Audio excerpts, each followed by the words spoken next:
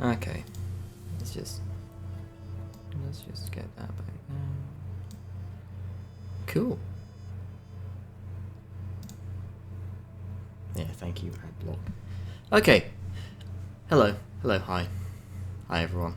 Let me just shift over to me. Oh, that's the E counter. We don't need to see that anymore. Well, we don't need to see that for now. And I am very small. Yeah, I figured there was something I was forgetting, and it's that I was very small. Yeah, hi. Hi, everyone. Hello. Hello. Today, we've got a bit of a weird one. There you go, that's better. Yeah, that's better. Alright. We've got a bit of a weird one today. Let me just... That doesn't need to be there. I'll turn that on. Okay, yeah, we've got a bit of a weird one because usually I would be playing some sort of video game. So I'm gonna put that there. And I'm gonna change what the music's doing.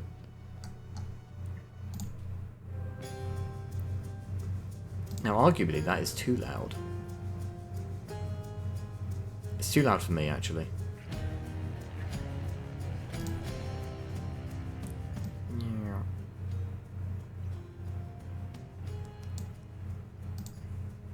Is that still okay for you guys? Hopefully that'll be okay for you guys. The music's there as a background thing anyway. Okay, so what we're doing today, usually I'd be playing a video game. We're not doing that today. So not a scuffed stream. Not a scuffed stream at all. Not a scuffed opening. Don't even think like that. Come on. Come on now. Okay, so for the third time. What we're doing today is I am talking through Project Chrysanthemum. This is the RPG system that I made. I put a short up about it last week. And then proceeded to not stream on the Monday. I got fucking bodied on the Monday. My health, I got absolutely fucking slammed. So I just was not in a position to do anything Monday. But we're here now, that's the important bit. So I put a short up on Monday. People seemed really enthusiastic about it, so I thought, hey, let's do a stream where I talk through the game that I've made, and yeah, it's something of a behind the scenes, yada yada yada. I know it sounds conceited when I put it like that, so it's less of a, here's my genius explanation of everything, and it's more of a, hey, look, so this is a game that runs fundamentally very differently to most people's experience, which is almost exactly D&D 5th edition. Like, a lot... The people that this is aimed at have played either nothing, have played D&D 5th edition to some greater or lesser degree, or have watched Critical Role. Or some overlap of those three circles. It's not quite a Venn diagram, because you can't not have played and also have played D&D. Like, you've either played it or you haven't, but that's besides the point. The point is, that's the kind of people that this system is really aimed for, is people who don't have a whole breadth of knowledge in role-playing games. This is something that I can say I do have, is I've got a lot of experience playing a little bit of a ton of different games. And a bit more background about me and where I come from in terms of role-playing and all that kind of stuff, and, you know, why I feel more qualified to do this than maybe some people who have made systems should. Controversially, I will say. I do think that if you are making a role-playing system that you intend to sell to people, it can't just be a reskin of D&D or a more simple version of D&D in terms of mechanics, for sure. So, you know, it's using a d20 to do most everything and the other dice come up for damage, maybe. This is a significant departure from that. So where I come from, I've been playing... I got started with this kind of stuff with games like Yu-Gi-Oh! And Magic the Gathering. I got into Warhammer 40k 17 odd years ago. I've played that on and off for the 17 years. I got really into it for 5th through to 7th edition, which was a span of about 10 years. And I've through that time as well, I've been playing other games. I got really into role-playing games when I went to university. I do have a degree in English literature and creative writing. I've got a master's in creative writing, so I do know something about that side of the craft beyond just, oh, well, I've played a lot and I've read a lot of books. For what it's worth, all those credentials, and right, when I was at university, that was where I got the chance to play a whole load of very different systems, a lot of which I can't remember the name of, which is unfortunate. But everything from weird, schlocky stuff from the 80s that was made for like exactly one edition and then never followed up on, people's weird backroom homebrew stuff, all the way through to, you know, I've played all of the classics. I've played your Deathwatch, I've played your Vampire the Masquerade, Call of Cthulhu, Pathfinder, D&D. I've even played an extended D&D 4th edition campaign, if you can believe that. Suffice it to say, I have suffered, but I've also had a lot of good times. So, let me let me channel my inner... I was going to say channel my inner Pirate Software, but you know, we don't want to do that. But what I do want to do is I want to just bring up a paint thing real quick. Now, do forgive me, my handwriting is shit, and that does translate over to paint. So, just bear with me. While I'm preparing this, I'll just say, in terms of making stuff, it is all just me making stuff with a good friend of mine whose name, I believe, is in the credits? I don't know if he's in the credits of this one. He should be. Mr. Harry King. Absolute fountain of knowledge in terms of role-playing stuff. He's responsible for pointing me to a lot of the games that I have played in the past, and a lot of the games that I that went into Project Chrysanthemum. So, yeah, my immense gratitude to him, and he already knows that. But you know, for the sake of public record. And of course, the games listed here, Chronicles of Amber, Dungeon World, they played major parts in shaping PCA. Chronicles of Amber isn't technically, it's not a role-playing game in itself, but there is a diceless role-playing system that is, well, the Chronicles of Amber role-playing system. It's cool, check it out. And of course, thank you all for being here. Whether you're catching this on the VOD or live, I'm more than ecstatic to have you all here. It's really cool that I get to put this in front of people and go, hey, here's a thing I made.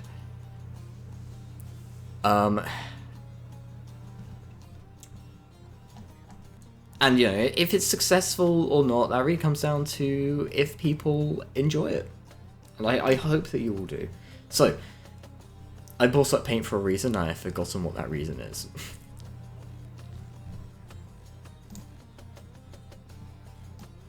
Yeah, okay. Right, so what are we here for is the real question. I've genuinely forgotten. I don't have a good memory.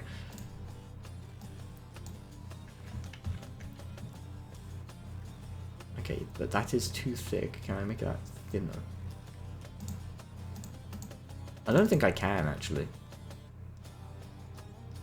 But don't worry, Copa... Right, yeah, something else I was going to say as well. It is just me with a couple of exceptions in terms of inspiration and... Right, I will say again, that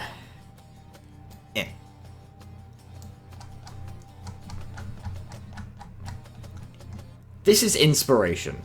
Okay, this is me citing my sources more than anything else. just saying. I don't know. But no, Dungeon World, yeah, Dungeon World's combat very much pushed PCA's combat in the direction that it's gone. There's a lot from the Chronicles of Amber game as well went in there.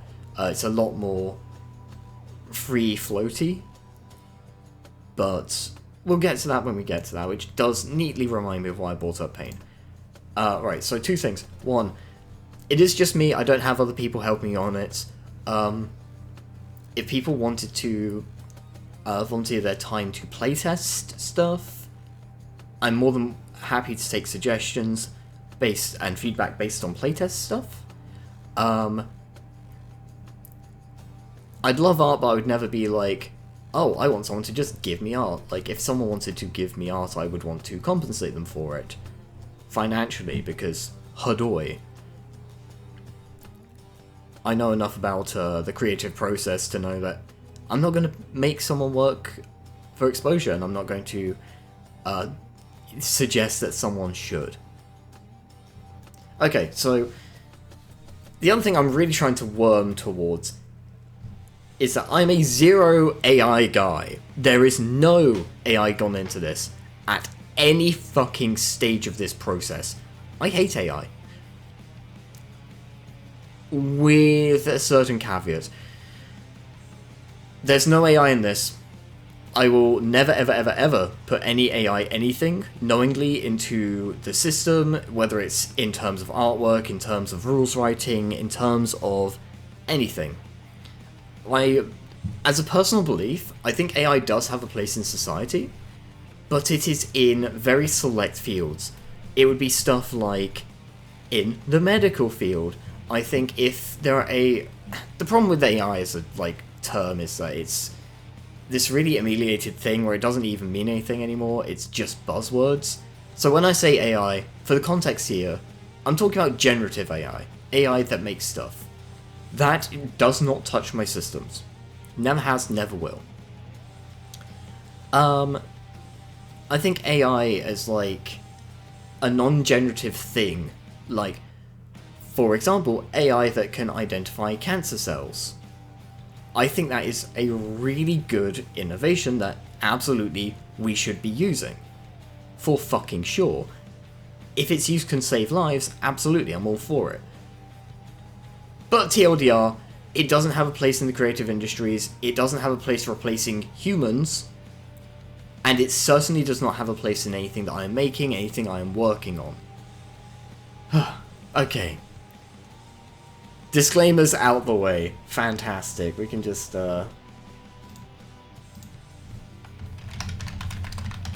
disclaimers.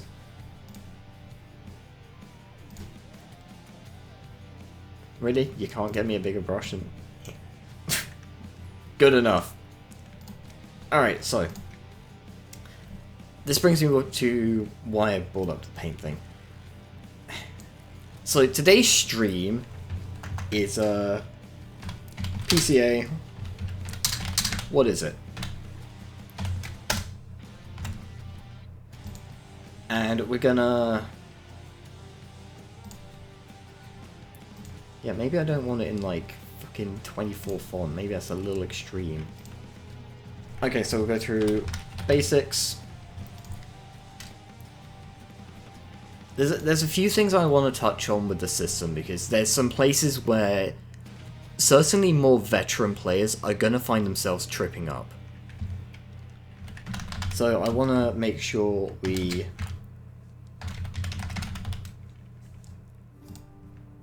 talk about those at least a little bit. I'm also planning to make a few YouTube videos discussing this stuff as well. Just so there's always a reference from the horse's mouth, basically an FAQ, right? There's always an FAQ out there for people who have questions that aren't answered by the book. You can quite literally hear me telling you, no, that's not how the game works. So we want to talk about domains. Making your own stuff. That's a really... Not stiff, we're not looking to kill people. Maybe you are, it depends on your game. Making your own stuff is such an important part of this game.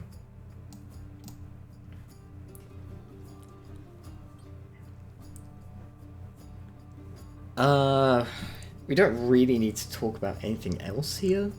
As long as I remember to go over items, places.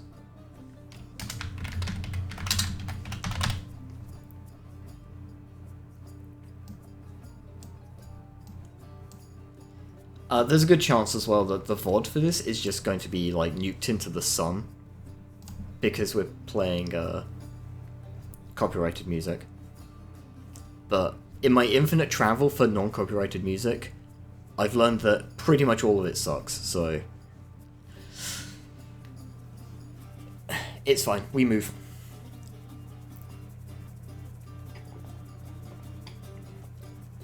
So if my tracking goes a bit weird every now and then, it is because I'm drinking.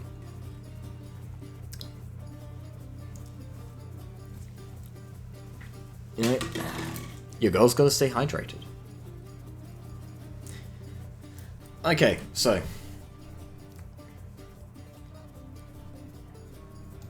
we'll do... If we've got the time, we'll do a little bit of character creation. Because why not? Okay, so PCA, what is it? Head on over to the rulebook. So... Drunk stream. Yeah. No, I don't drink, so the drunk stream will not happen, I'm sorry to say, but I can pretend. I can pretend one day like the critical drinker. Do you like that? Would you like me to pretend to be drunk and completely miss the point of any sort of critical analysis? Well, I see. When you're analysing something, it's all shit. None of it fucking matters because everyone's opinion is equal. Any interpretation is worth as much as any other interpretation. So it's all fucking shit.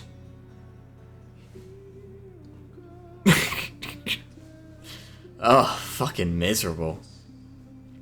And terrible. Anyway. So. I don't think I've had the chance to do this on stream yet. So let me tell you about Dungeons & Dragons 5th edition. Or more specifically, Dungeons & Dragons in general. Hold on. I gotta get something else up.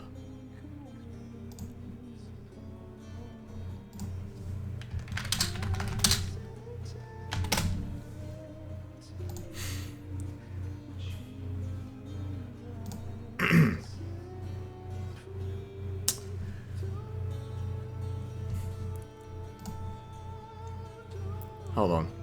Let me just grab something else real quick.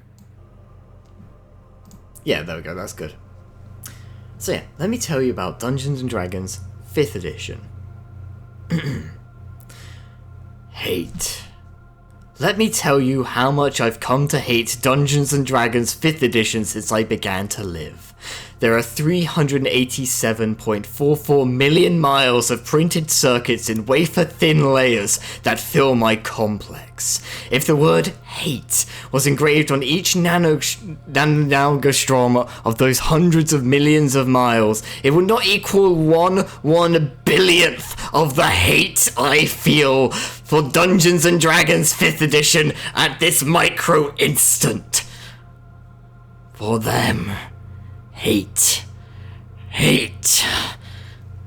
I mean, it's really not actually all that, like, big a deal. I don't actually hate Dungeons & Dragons 5th edition, and this is something that my friends have, missed. Yeah. Yeah, I'm glad you got it. I'm glad you got it. I don't actually hate Dungeons & Dragons 5th edition, but I do think it's absolutely one of the worst role-playing systems to introduce new players to the game to. It does a few things that really don't set you up well for future games. Point one is the developers do not have a good understanding of which rules should and should not be a priority. The example that I always point to with this is there's a rule in Dungeons & Dragons, specifically 5th edition, and I keep saying 5th edition, it's not just 5th edition. 3.5 was like this, but way worse. 3rd edition, 4th edition had its own fucking bevy of issues, but this is certainly one of them. The system is overly bloated. There is way too much going on. Now, a lot of it, if you look at the core book and you go, wow, that's like 400 pages. Yes, it is. A lot of that is fluff, or lore. That's fine, I have no issue with that. A lot of it is in there because you've got multiple classes and you've got to explain all their special abilities and all the feats and stuff. Okay, sure, that's all got to be in there, that's part of how that game works. That's fine. I'm not saying it shouldn't be... I'm not saying that, it should have fewer classes or fewer options for players. In fact, I'm all for it. Give players as much creativity, as much room to be creative, as many options as you can to be versatile as you can get into the book. I think that's great. I think having things like backgrounds and feats and classes as a framework, that's fine. Less fine is having rules that don't need to exist. For example, there is a rule for holding your breath. And the rule for holding your breath is a formula that is based on your character's constitution multiplied by certain numbers. Now, that's all well and good, except I'd argue that's a rule that doesn't need to exist. There's a rule for jumping. Both vertical and long jumps have different formulas that you use that also change depending on whether it's a standing or running jump. These don't need to exist. These are... I'd almost call them filler rules. The way that most GMs, or DMs, because it's Dungeons & Dragons, will figure out if you make a jump or not, if you hold your breath for long enough, is simply having you roll a strength, or a constitution, or an agility check of some kind. It's a simple, intuitive answer. That is how most people play the game, even though the rules say that's not how you're meant to play the game, you're meant to do something otherwise. Does this make a massive difference? No. But it does kind of exercise a point. Dungeons & Dragons has a lot of rules that don't need to be in there. There's a lot of unnecessary bloat, there's a lot of overcomplication. Role-playing games by their design do tend to be quite thick, especially when you're including lore in a book. But you have to kind of evaluate how much of those rules are actually necessary, and how much of it is unnecessary filler. Dungeons & Dragons is quite bad for that, and the reason I bring up the holding your breath one, rather than the jumping one specifically, is because the holding your breath one is a feature of the Dungeons & Dragons Essentials Guide, which, for those who don't know, the Essentials starter set was a starter set that had a thin form rulebook that had reduced classes, reduced features. Thank you for the follow, QZ999.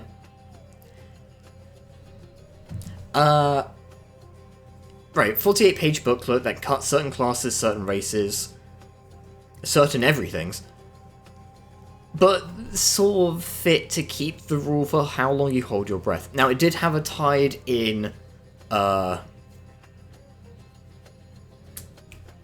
pre-made adventure, so I imagine there's a section where the characters have to go underwater, and then it's useful to have that rule to hand. However, you really... Again, it's a rule that doesn't need to exist, and the fact that it found its way to an Essentials booklet, you know, a quick start book called Essentials, I think the name does the heavy lifting for you there. Why is it in an Essential? Why is a rule that nobody uses in an Essentials book? I'll level with you, chat. I didn't know that that was a rule in Dungeons & Dragons until I read it in the Essentials book.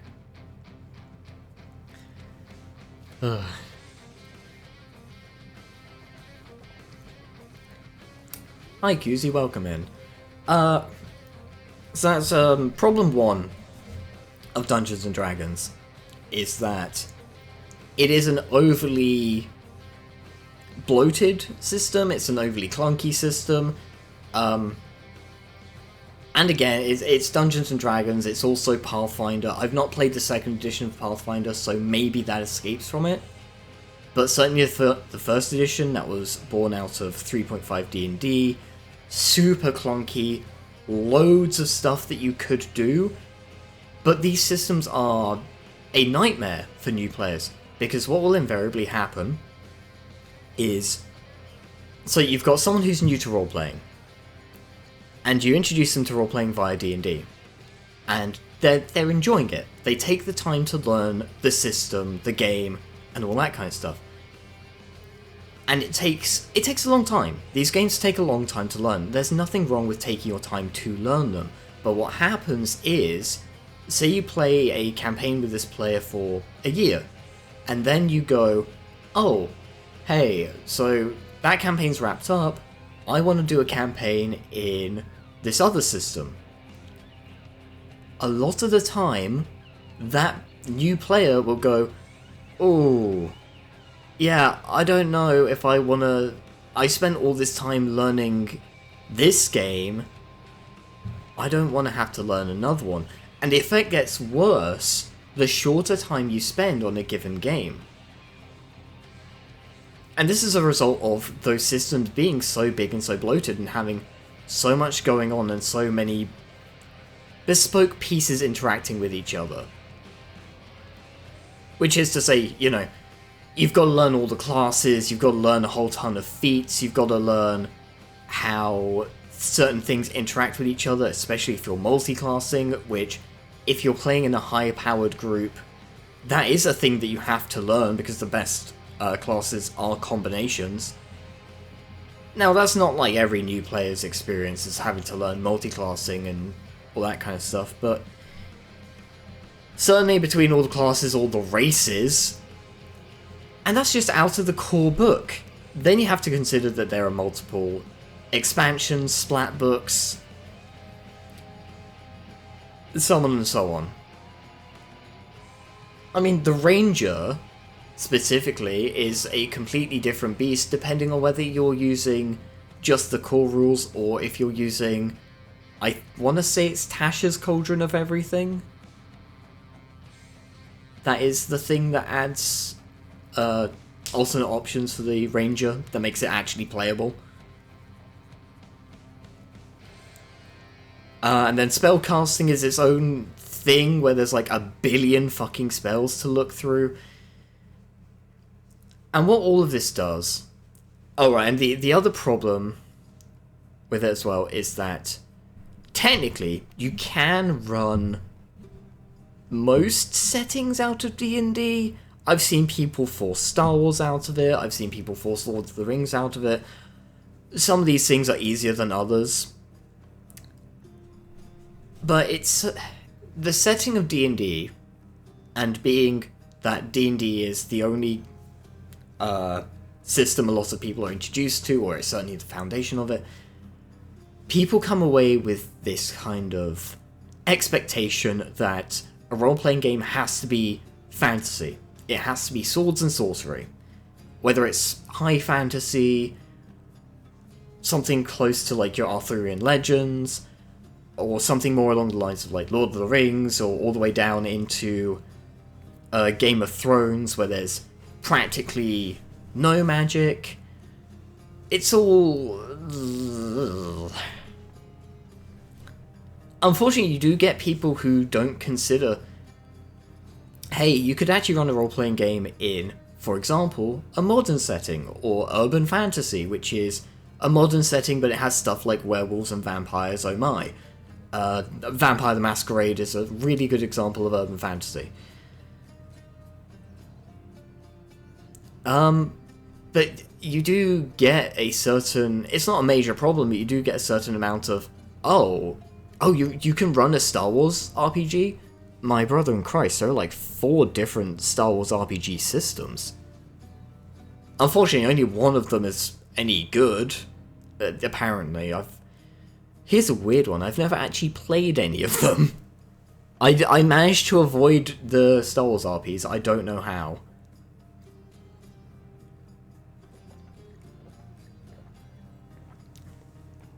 So,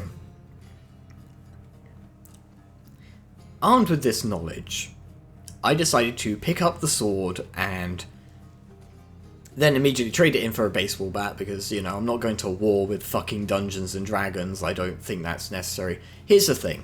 I have my gripes about Dungeons and Dragons, but I will still play it. I will still happily play it because at the end of the day, the rule set is secondary to the company that you have. If you're playing with good people who are fun to play with, you could be playing the shittest game in the world. It does not matter. You will still have fun. That said, I did make a rule set explicitly to move away from the defining standard that Dungeons & Dragons has set for everybody. Mostly because, as stated, I think it's a bad system to get people started with. In short, it's a big clunky system that has very narrow applications that sets bad precedents for what role-playing is. There are plenty of systems out there that are nice and easy to get into, and this is one of them. But unfortunately, because, you introduce someone to Dungeons & Dragons, typically you're handing them, at the very least, a player's handbook, which is already several hundred pages. It gives people the impression that every single role-playing game must be this massive thing that they've got to study and learn. So let's just roll on through. Yeah, so Project Chrysanthemum was not the first game I've made. It's not the last game I've made. And it is, in fact, an evolution of an older game that I made and ran and was fine. You were studying the player's handbook? Yeah, for sure. So, let's go through the easiest, the basics. We'll talk about the basics of how this game works. And as always, the goal is just to have fun, right? So, this is one of those, the rules are here, but if you don't like a rule, and I'm pretty sure I say this later on, like somewhere at the bottom, if you don't like a rule in this book, if your table doesn't jive with something, just cut it. Everything in this book is made in such a way that nothing is totally intertwined, to the degree that you couldn't separate it out. So some stuff, like, for example, skills, right? Skills are just you just add your skill to whatever you've rolled on the dice, right? Real simple stuff. If you decide that you don't like the skills, you can just take them out. You don't need them. You should replace them with something, right? But if you don't like this, just a flat modifier to a roll and you want to, I don't know, turn it into, if you have a skill in something, you have advantage on the roll, you can roll 2 dice and pick the highest. Like, you can do that. If you don't like how the skills work, you just want to replace, not skills, the stats work, you want to replace everything with like a d20, you can do that. Like, the system is made in such a way that it is very modular. If you don't like how the magic works, you can just cut it out entirely.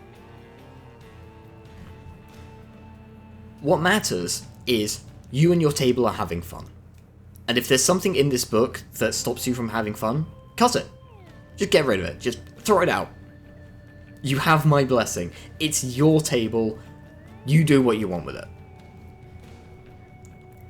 It's got to focus on role-playing rather than on the rules. This is really important to me because I think a lot of people out there want to play a fantasy game where they pretend to be an elf or a super soldier or a Jedi or just the perfect version of themselves. And that's fine. The problem with a lot of role-playing games is that you then get bogged down by rules. This system is meant to do the opposite of that. It's meant to be as simple and easy and quick to play, and the real skill check for this game is figuring out... It's getting good and getting smooth at doing like the character interactions and describing what you're doing. This is much more of a narrative-based storytelling experience than it is a number crunching one. If you want the number crunching experience, this is not the game for you. I'm sure I'll have something. I'm working on another game called Ad Tactica, which is more number crunchy. That will come out at some point in the future. But that's much more... There's plenty of number crunchy games out there, you know. You have your Dungeons and Dragons, especially the further back into the 80s you go. You know, you've got stuff like that. You've got your war games and so on that are more number crunchy. Battletech. Go play Battletech if you want a number crunchy game. That is a... Oof, oh boy. Yeah, really any skirmish war game is probably more up your alley. You get like 4 dudes, man.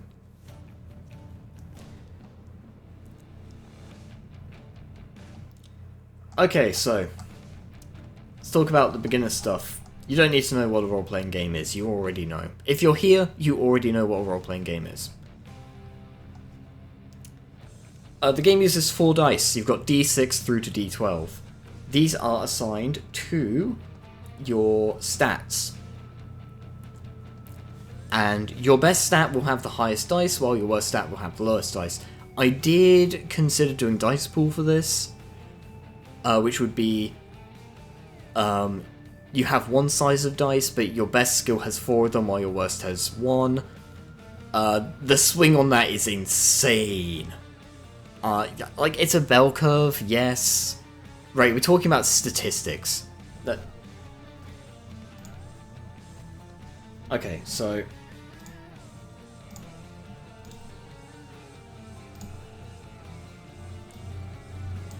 There we go. Alright, let's do some waveforms. So, in terms of how this stuff works.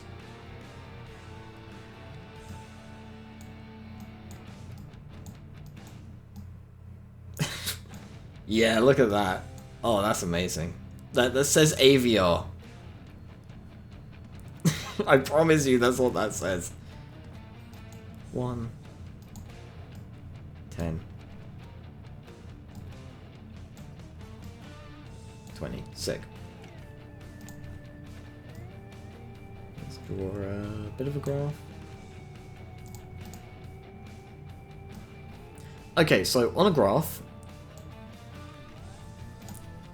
rolling dice will give you variable results. So you've got how do I simplify this? On a d20, you have a 5% chance of rolling any given number, right? So that is going to manifest on a graph as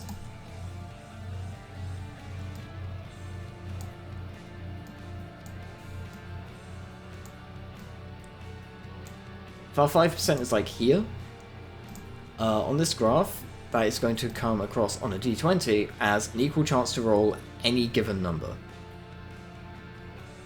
So that's going to look like this, right? Just a flat line. When you start fucking around with multiple dice, you get what is called the bell curve. So if we've got 4d6, well, our lowest number now, the lowest number that we can roll is 4 ones. So that's a 4.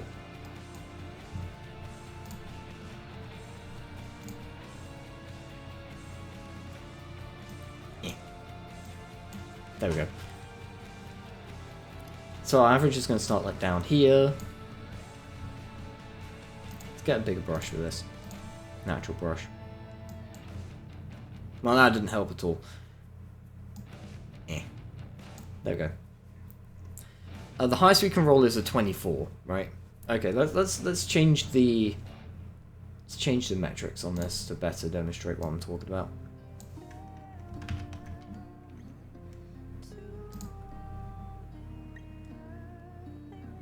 Oh yeah, I can use AI to rub things out. Thank you.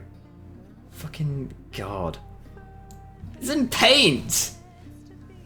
It's in paint! Come on, man. Okay, right. Let's say we're talking 3d6. So, ultimately, it's kind of the same. Right? 3d6, the lowest we can roll is 3 ones for a total of 3. Boom. Okay. And the highest we can roll is 3 sixes, which is 18. Okay, well, you'll notice how those numbers are closer together. So we've got a smaller range overall. But what's really interesting is if we wanted to roll a 10 on 3d6, there's a lot more ways to do that. You don't have to roll a single specific number or 3 of the same numbers to do that. On 6-sided dice, your combinations for that are 4 plus 6, or... No, we're doing 3d6, aren't we? Ha-da-da-da-da. Okay, well, we can go 1 plus 4 plus 5. We can go 2 plus 3 plus 5. We can go 3 plus 2 plus 5. We can go 4 plus 2. Sorry, 4 plus 1 plus 5. We can go 4 plus 2 plus 4. We can go... I'm not doing all of them, but you can see what I mean. There's a whole ton of different ways to get to 10 on 3 dice. So what happens is the odds of rolling a middle number are a lot higher. Oh, why is that a thing you could... Why is there a scroll bar in my paint? Okay. But I can't just move it where I want it, you know. Well, I can, but I've got to do it in this really weird way. Whatever. So, you end up getting a graph that goes like this.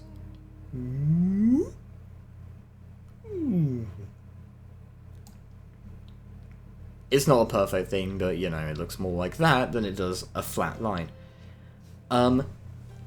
If you decide to make a role-playing system, and you can use dice pool like that, that's not really dice pool, by the way. Dice pool's a different thing. But you can use multiple of the same dice. It's really good, especially if you are doing a system that wants to be D20. Because what you'll find is you get a lot more... Your players have a lot more average rolls. They feel a lot more satisfied with their characters, they feel generally more competent, but also, these ends of the spectrum here and here are really interesting because when they come up, it's a really special occasion.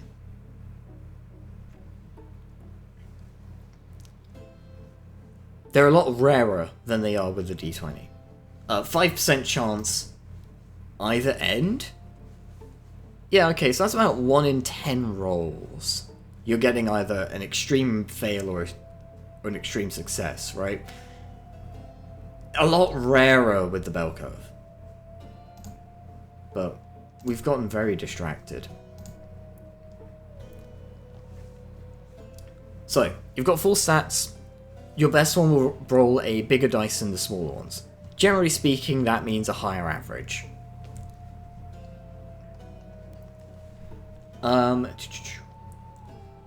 If you don't have a character in mind already, this is the part where the system says, hey, you should probably have a character in mind before you proceed further.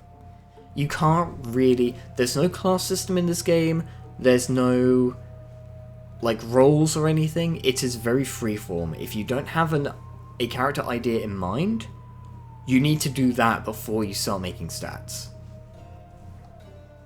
But don't worry, there is a guide in the book to help you. So let's talk about the core mechanics of the game. So, got your 4 dice, we've already talked about those. The 4 things, 4 stats that you have: combat, physical, mental, social. These should be pretty self-explanatory. Some of you might immediately be thinking, oh, isn't there overlap with specifically physical and combat? But also some of you might be thinking, also maybe mental and combat? The answer is yes. However,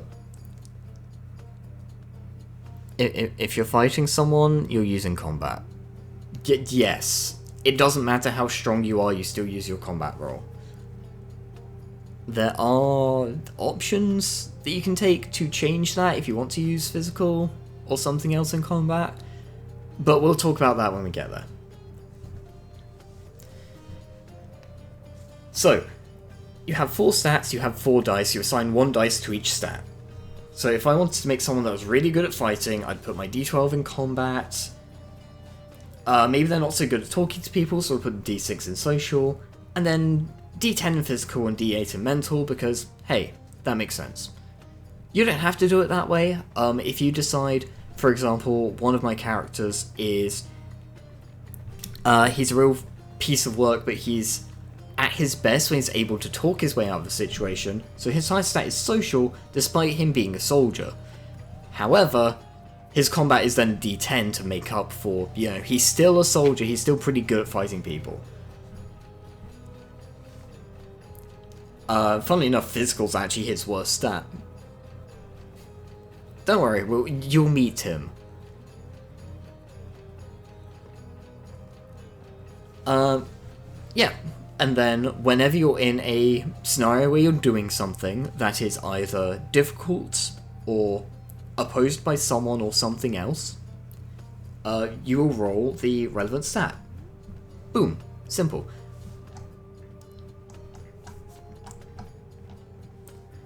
The next part is, the DM will pick a target number. Usually that target number is 3, but it can vary. And it's up to the GM what that target number is. They don't have to pick anything specific for it. There's no hard and fast rule on how to figure it out, but I would say for the GMs in the audience, 3 is a good target number because it means that depending on how you want to scale your game, if you want your game to be fun and enjoyable and somewhat forgiving, 3 is a good target number for most things. You can ratchet it up to like 5 or 6 for more difficult stuff, and as your players get a higher level, they're going to come up against tougher stuff that may warrant a higher target number as well. 3 is also a target number that if your players are rolling their best skill against it, they will just succeed.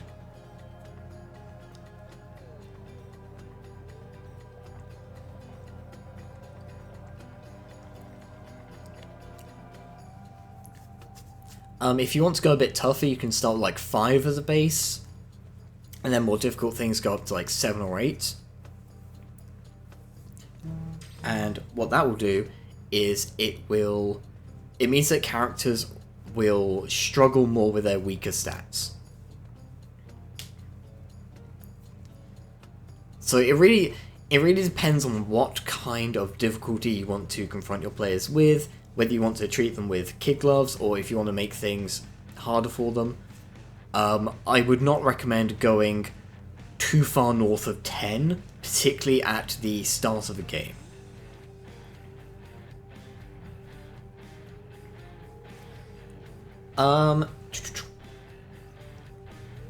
You have a number of skills. You will have 10 skill points at when you first make a character. No, you can have up to 10 skills, and no skill that you start with can begin with more than 3 skill points in it.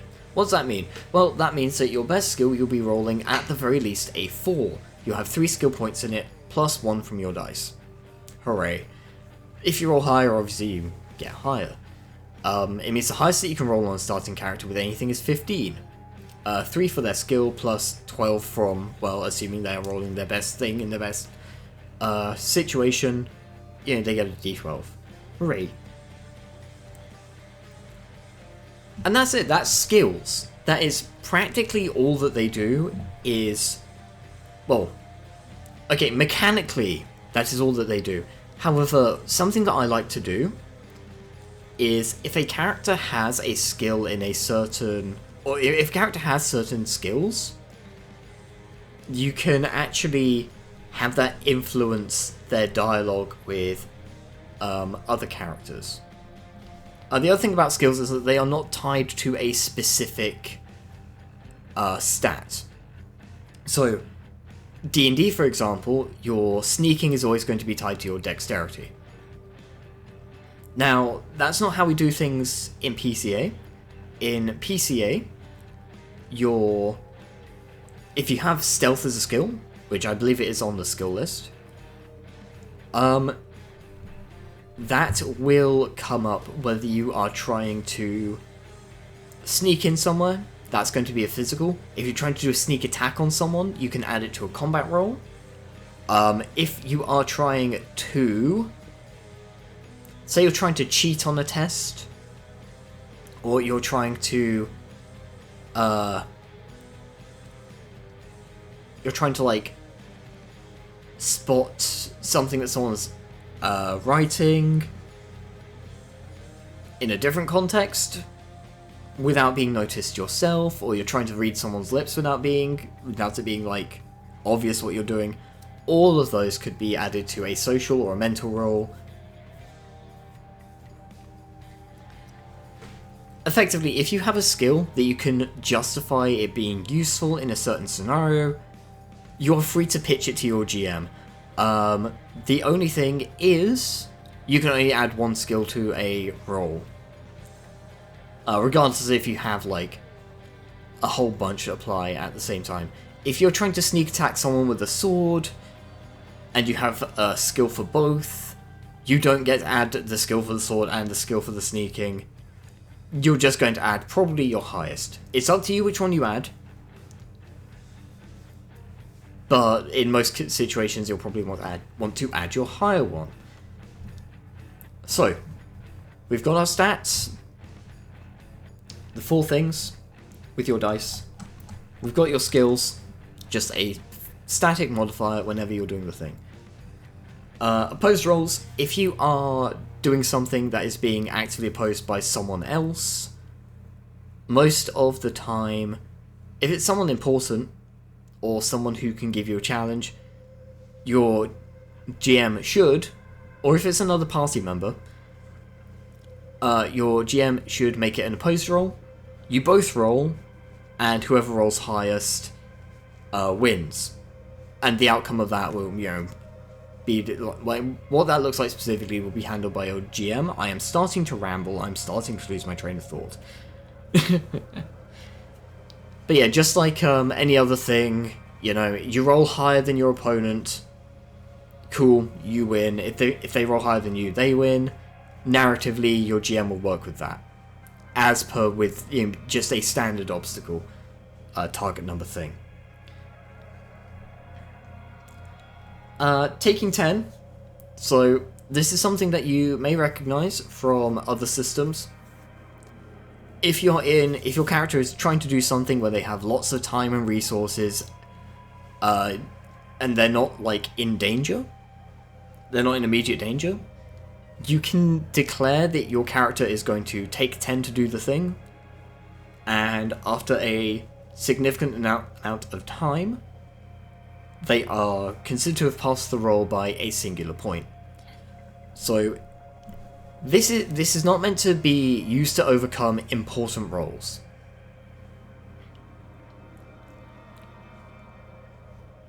Or anything like particularly difficult. Certainly not for combat. What it is meant to do is have, for example, your character goes down to the library to do some research on, like, the big bad evil guy and his giant techno corporation.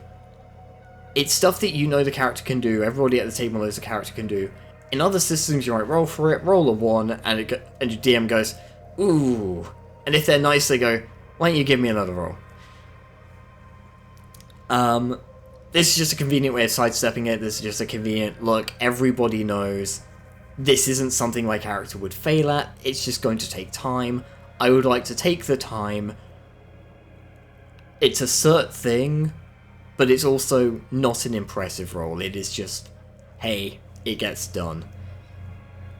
If you don't like this rule, you're more than welcome to throw it out. Again, if it's not something that vibes with your table, don't use it. It's real simple.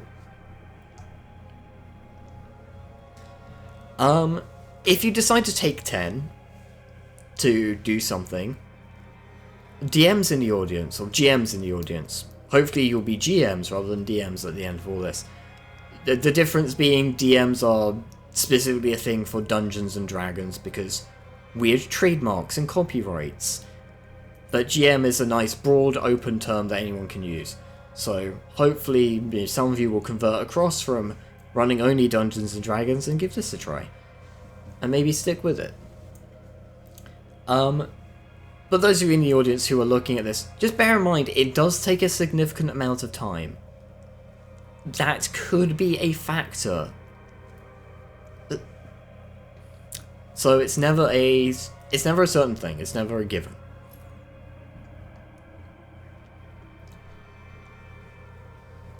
Failing forwards is something that we embrace, but it's not really a cool rule.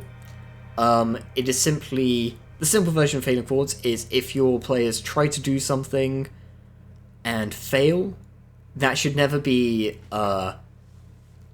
you shouldn't leave your players in a dead end, basically. Something that I like is the idea that a player trying to do something, for example, a player or the party are, yeah, they're traveling through a ravine and they end up stuck, right? They end up in what's effectively a dead end. And one player in the party goes, ooh, I know, let's blast our way through. Okay, well, let's say they all decide we don't have any better ideas. They set up some explosives. They set those explosives off. Now, a successful roll might see that blast clear the way and they can proceed on. Nothing bad happens. A failed roll, however, well, the core instinct might be to go, no, the explosives don't work, the rock's too tough, you can't get through. What do you do now?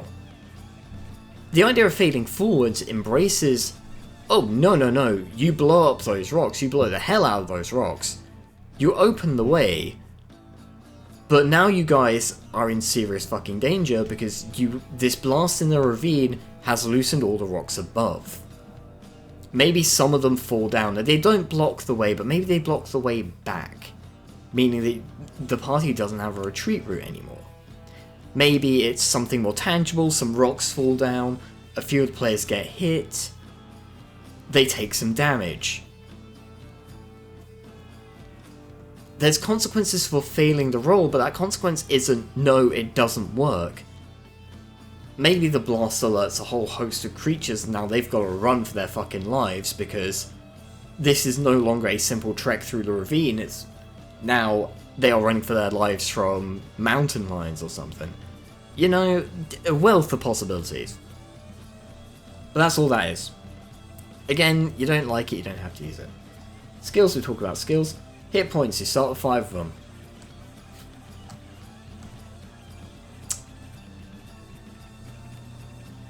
That is all you need to know to play 90% of this game. Combat. We'll talk about combat now, because we can. That's the basics. We'll talk about combat. It's not on here, but we'll just...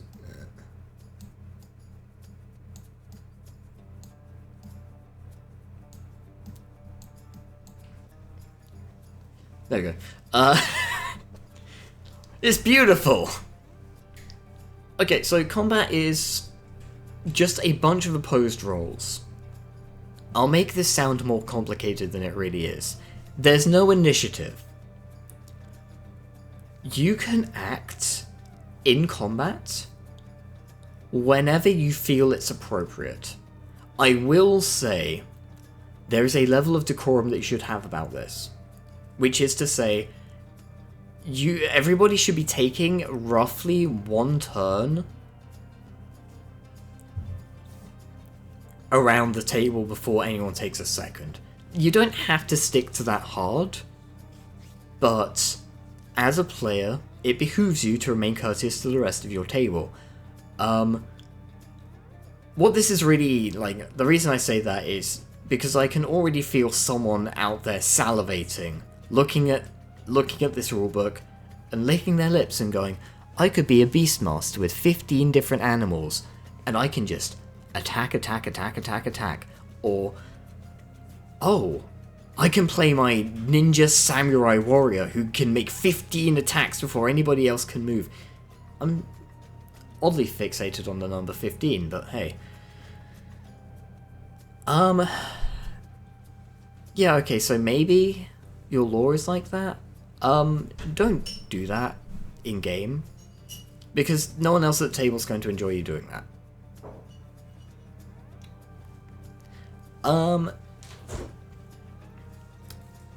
By and large, everybody should be taking roughly an even number of turns.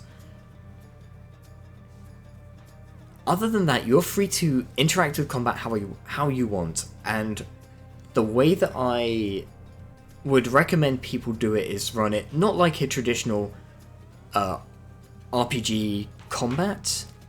If you're running it in the way that it feels like your traditional Pokemon battle or Final Fantasy fight or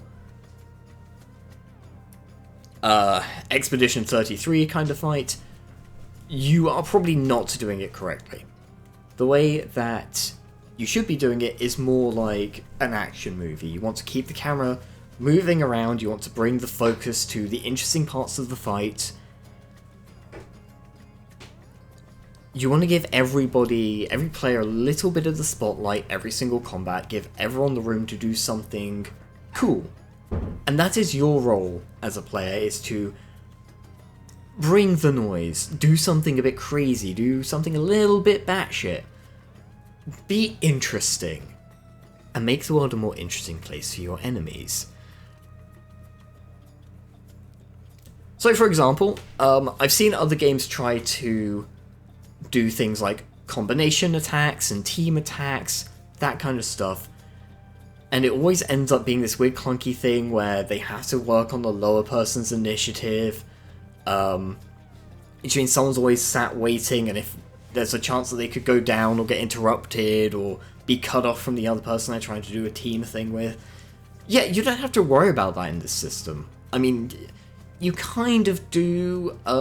Something that I would recommend to GMs is, like, have chaff enemies that can't really stop your players from doing that, but your bosses, like the bigger guys, the more important guys, the big bad evil guys, they absolutely should be able to stop them. And it could be a lot more cinematic. For example, in another game it would be something like, I want to move my character, oh, it's my character's turn, I want to move them 6 spaces here. No, you can't. The big bad evil guy is going to use this action to limit your movement to 3. And you go, oh, well, I can't go over there now. Whereas in a game like this, it would be more like, I'm going to move to... Oh, this person's attacking. Oh, I'd like to do a team attack with them now.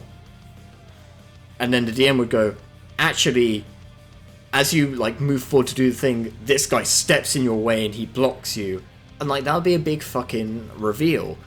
The reason I do it like that, and some of you will be going, but D&D has narrative elements to it as well, which, yes, it does. You're correct. However,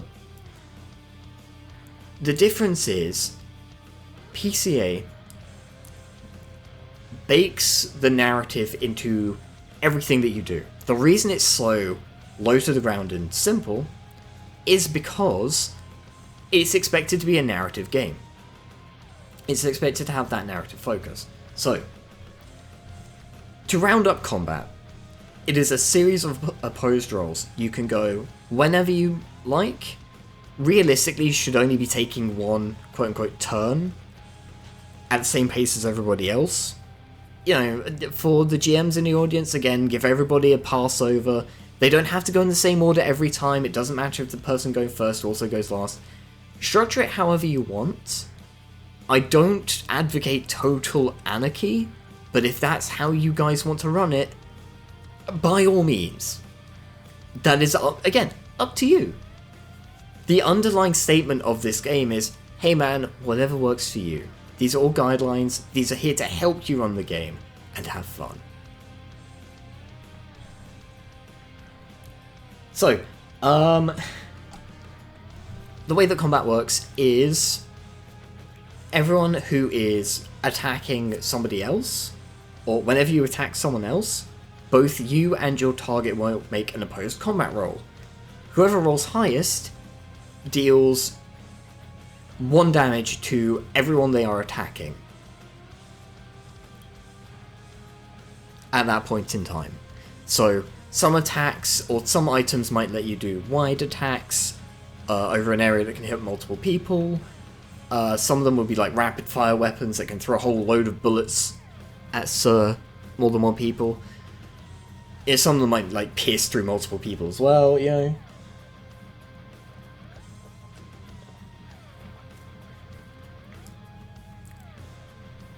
If you win a combat roll, great, you deal damage. If you lose a combat roll, you take 1 point of damage. So you lose 1 hit point. Congratulations, you now know how to play 90% of this game. Isn't it great? Okay, so we've talked about combat. We'll do a quick recap. So, stats, 4 of them. Combat, mental, physical, social.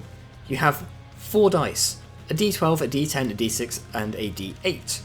You assign 1 of those dice to each of your stats. You have 10 points worth of skills at character creation. That'll be between 4 and 10 skills. And whenever you're doing something that uses a skill, you simply add that skill's points into onto whatever you roll.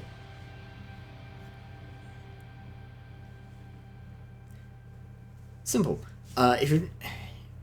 If the thing that you're trying to overcome is an inanimate obstacle, it will probably have a target number. If it's something else that is opposing you, it will be an opposed roll. Basically, if it's like a living creature. That includes like undead and you know that. Combat is very simple. No initiative. You go when you feel this is correct for you to go, or when you want to go.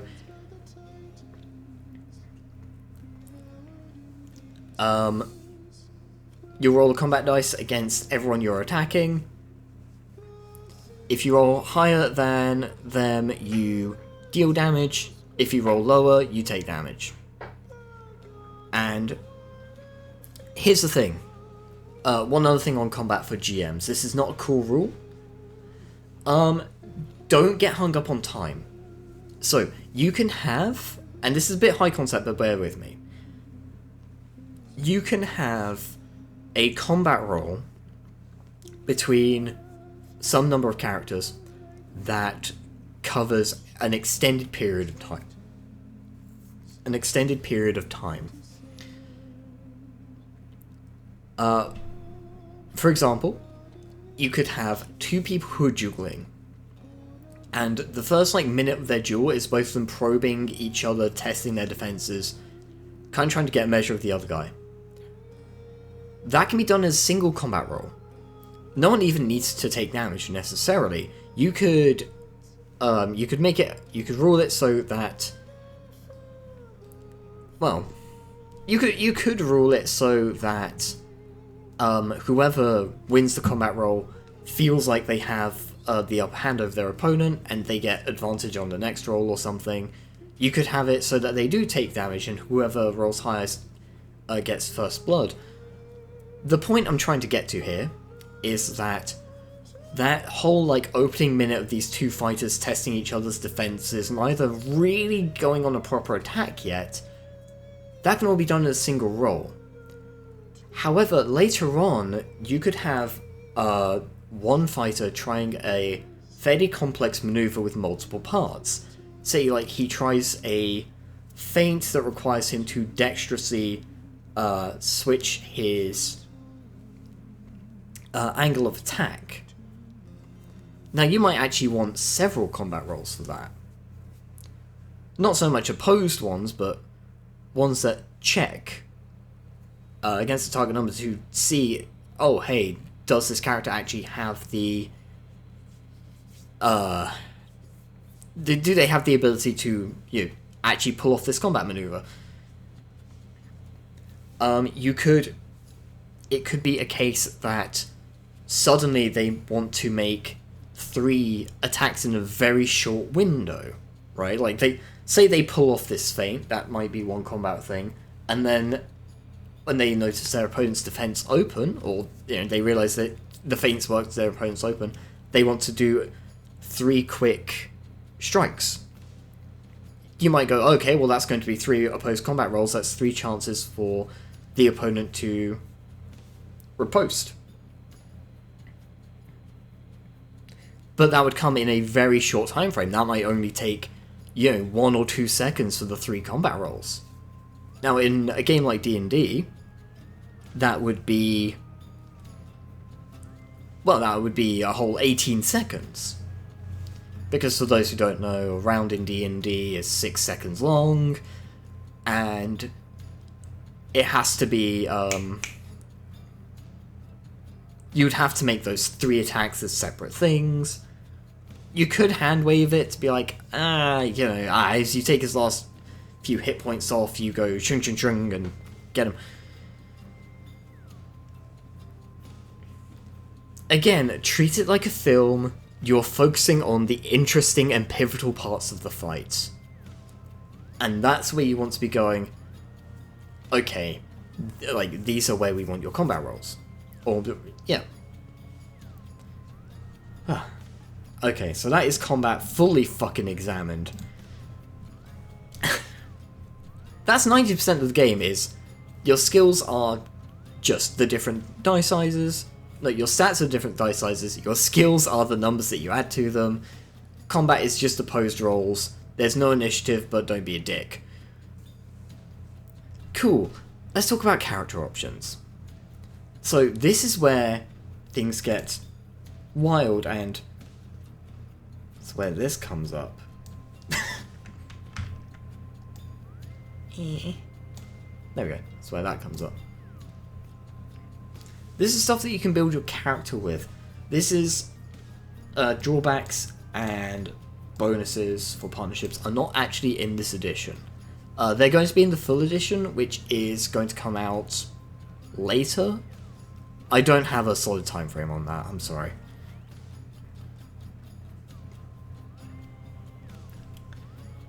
Okay, so these are effectively the replacements for things like feats, character options, race options, so on and so on that appear in other games. You should discuss them with the GM before you decide on anything concrete. The GM absolutely has the right to tell you, no, that's ridiculous, you're not doing it. Or even just, hey, that doesn't really fit the game that we're trying to run here. Like, the final decision lies with them at the end of the day. I would say to the GMs, again, give your players grace. If you're not sure about something, you can always say, hey, we can try this out under the proviso that if it's too good, we nerf it, we make it a bit, bring it in line with everything else. But ultimately, again, if everyone's having fun, there's no reason to make any changes. And do keep that in mind. Your job is to facilitate everybody having fun. And players, at the same time, the GM is there to have fun as well, so it does cut both ways. Because the open nature of these things, you do need to make sure, GMs and players, that how these things work and your intentions for how they work are clear. This is a game that really runs on rules as intended. If you're the kind of player to be like, oh, well, actually, the rule for this says that you must do something, and it's very specific on the wording. And, like, everyone else at the table is like, yeah, but we know how this was designed and, like, the intention behind it. And that's not the intention. They're probably in the right.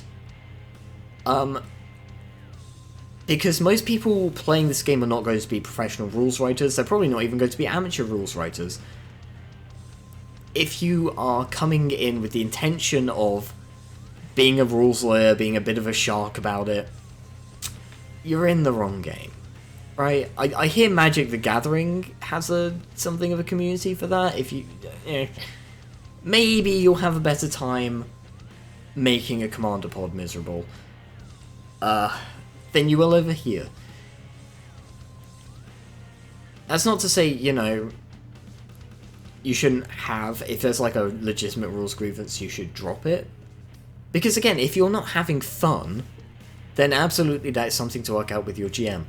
But, on the assumption that you are having... You've come here just to do that. Yeah, no. TLDR, don't get hung up about, like, the specific wording. As long as your intention is clear from the start and you are sticking to that, with how this thing works, that's what matters. So let's get into it. We won't talk about Magic yet. So, there's two kinds of things here. You've got signature items and you've got abilities. They both function the same way. The only difference is one is based on stuff that you have and one is based on innate qualities to your character. And these, the reason I've not said anything specific about them yet is because you, the player, make up the rules for how these things work and what they do. So, signature items are any device of major significance that is used by your character. This is stuff that defines your character within the universe. By and large, if you could easily find a replacement that will do the job of whatever you're thinking of, it probably isn't a signature item. This is stuff like... We'll use Star Wars as an example because I find this is a really good one to lean on. Lightsabers would be signature items. Just by... They're a unique thing in the setting that only Jedi and that one cyborg with tuberculosis has. You don't just like walk on down to the store and pick up another lightsaber. You're not going to just get another lightsaber unless, there's another Jedi around who has a spare to lend you. I know that happens a couple of times in Star Wars. I mean, it happens in the Clone Wars and it happens in Attack of the Clones. But by and large, like, if you're just a normal guy in Star Wars, you're not finding a lightsaber just lying around.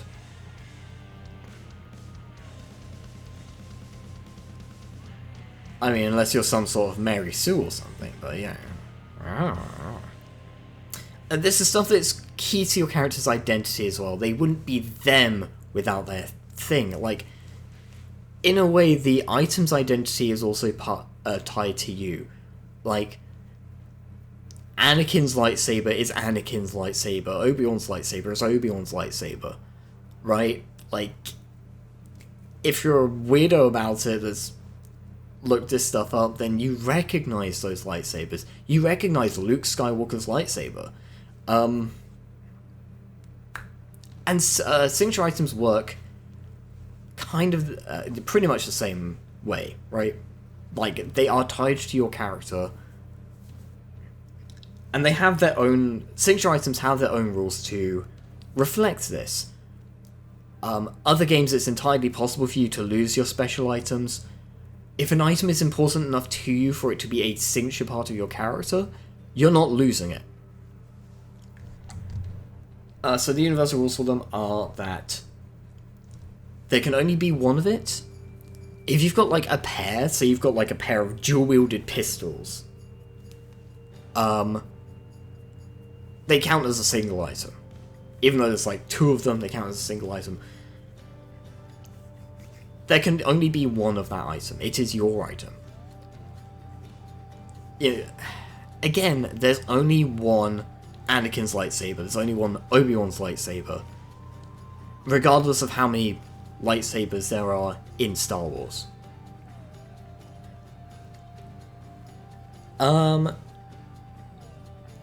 They can't be destroyed. They can't be permanently removed from you. You might lose your lightsaber, or you might lose your signature item. However, you would always have the chance to rebuild it or make a new one to replace it, or some similar method of recovery. Finally, if you have a signature item that someone else tries to use, they always take a -3 penalty to using that thing.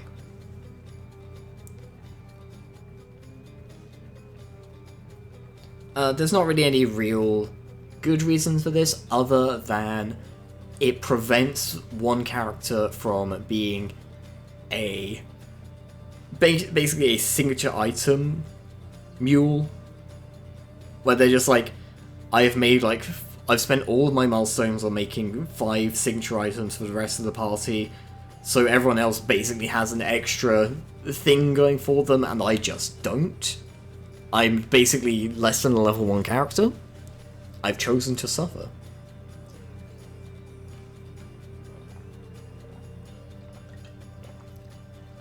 But it's mostly there as a thematic thing, to be like, this is your thing, it is yours, it feels wrong for anyone else to be using it.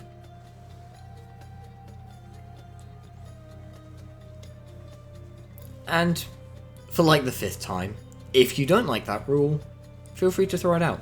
The full version, or the extended version as I'll call it, it does have another rule called bonds, where you can have a partnership with another character, where you get bonuses for working with that other character, and one of those bonuses is you ignore the soulbound rule on each other's signature items.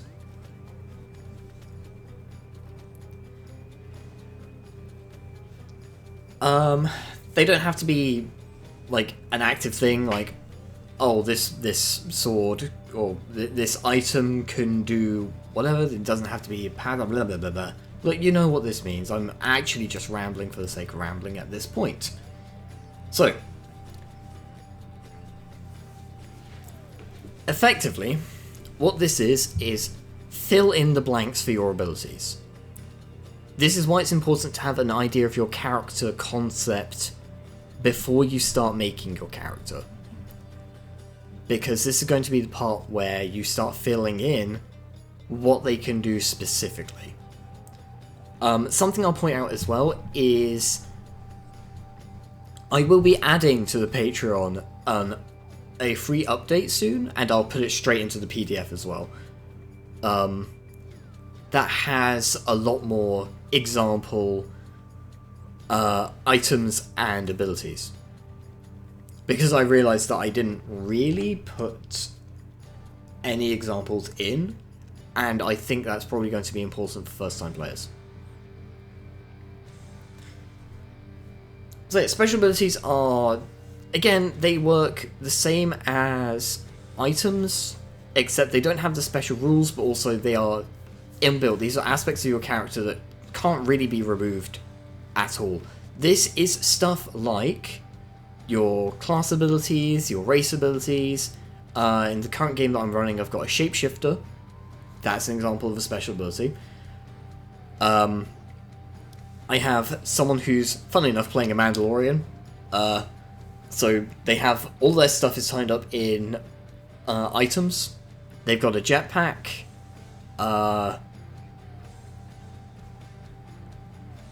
They've got a special weapon, and yes, your signature items can be weapons. You probably figured that out when I was talking about lightsabers, but hey. Bear in mind that signature items are not the only way to have weapons. You can have weapons that are also just regular items.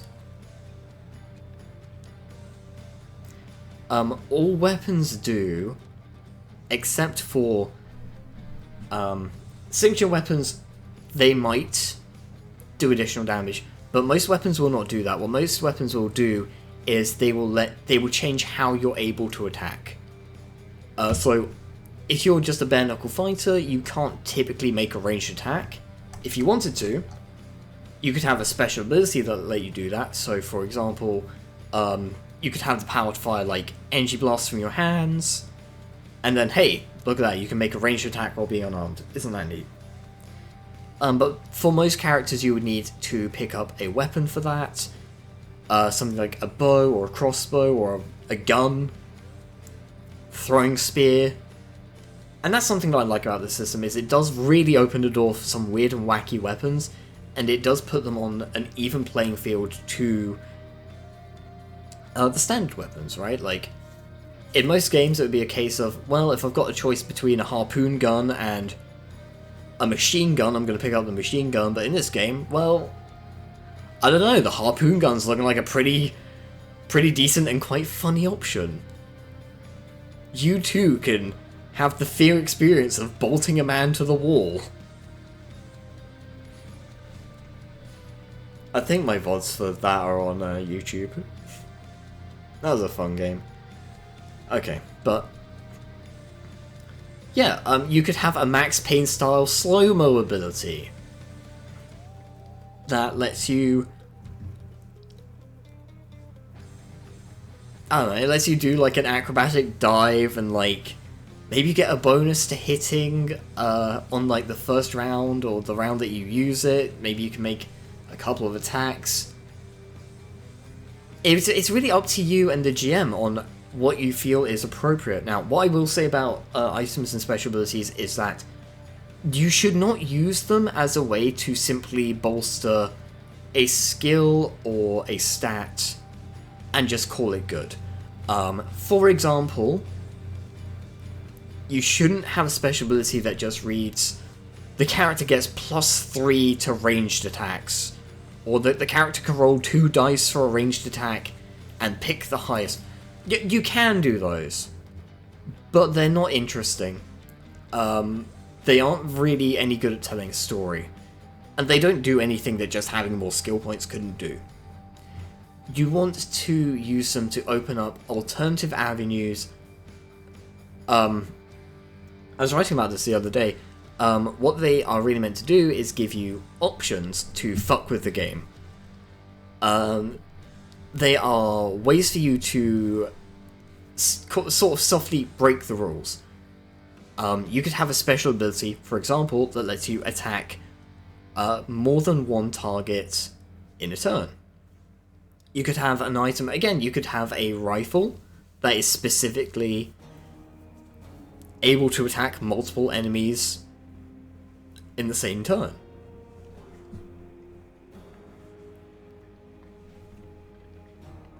Oh, another note on combat real quick. It's a common sense one. I didn't write it in the book, but I probably should. If you're attacking a character at a range, or an enemy at a range where they can't attack you back, and you roll lower than them, hey, congratulations, you just miss. Like, they don't magically hurt you somehow.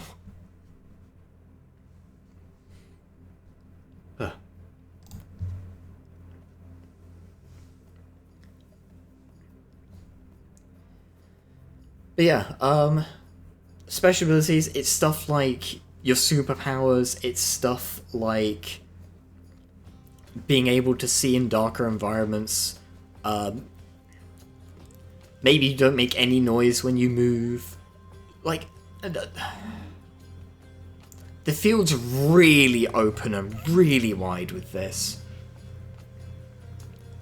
If you can't think of inspiration, go look through some other rulebooks for other games. And I'm certain you'll find inspiration. But these are good ways to give yourself exceptions to certain limitations. GMs, you can tell players to rein it in. You don't have to be like, oh, this is what they want, so... for example, the player that I'm running for that has the jetpack, they said, ooh, I want a jetpack, and I went, oh, fuck, someone wants to fly. And then I went, okay, that is fine, but there are going to be some limitations on it. For example, you can only fly so high and so far. You can't fly under certain conditions. You know, you can't be flying if you're unconscious, for example.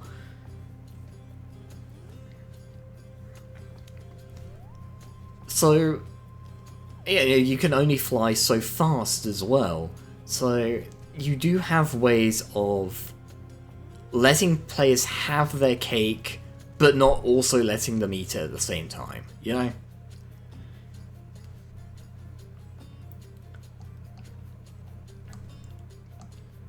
Drawbacks are not something you really have to worry about too much. You don't have to have drawbacks.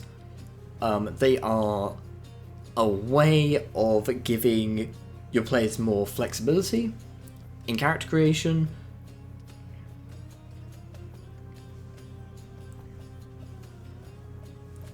Let me just check I've not... Yeah, so you can only have one drawback. Certain games, I know Shadowrun does this, you can take a whole bunch of drawbacks and they have different, they give you different amounts of points back, depending on how impactful they are. We don't do that here. You can have a single drawback. Your character can have more, if you want, but only one of them's going to count for this. The trade-off is got to be a significant drawback, because the trade-off is you get another item or ability. Which can be pretty fucking big. You could also pick up a drawback as a through roleplay. Again, it's up to you and your GM. And again, it is possible to remove drawbacks as well, so... It's a nice list of them. They don't just have to be physical things, it can be more conceptual stuff. Anything from having a powerful enemy or rival who's going out of their way to fuck with that character specifically. Now, this is not... Oh, there's a big bad evil guy who's trying to stop us. I should get a milestone for it. This is... Oh, there is one guy who hates my character in specific for some reason unrelated to the main plot, who is going to keep coming up to make my life personally a living hell. We're talking, oh, Big Vic is hunting me down to break my knees because I have gambling debts. He's not going to give a shit about the rest of the party because, quite frankly, they don't matter to him. What matters is you owe him 200 credits, and he's going to get his money's worth. It could be other stuff. It could be like severe allergies or an addiction of some kind. Dependents are really one that you don't really see a whole lot in role-playing games, but absolutely an option for you to pursue if you want. Some sort of moral philosophy or the need to stay hidden. Or, I think this is a fun one, a powerful hand above.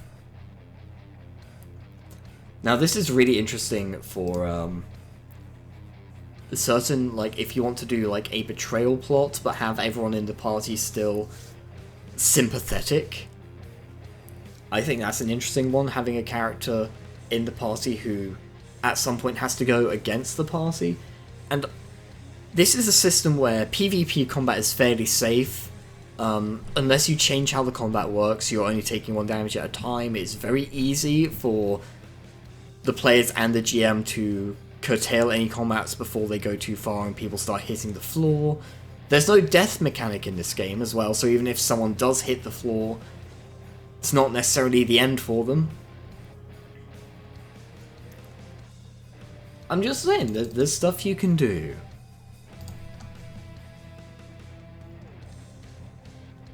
Yeah, this is easily like the most difficult part of the game, but I'd say don't worry about it too much. Keep it simple. Try not to make things just a +1 or whatever. If that's the only thing you can think of for something, then fine. And doing that is a perfectly good way to shore up an otherwise weak ability. Or an ability that only has, like, corner cases.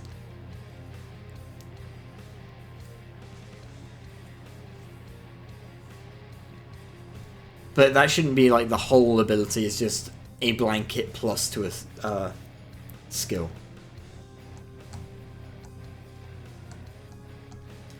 And if nothing else, you are free to test and revise your abilities, right? So if you make an ability that, like, 3 sessions into the game, you're like, this isn't doing it for me, it's not working the way I want it to. As long as the GM is cool with it, you are totally free to rework that ability. Again, you need to run it by your GM. You need to make them aware if you want to change something, and once you have changed it, how you've changed it.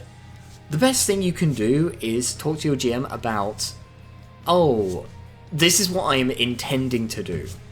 And that. I think this is just a solid piece of role-playing advice anyway.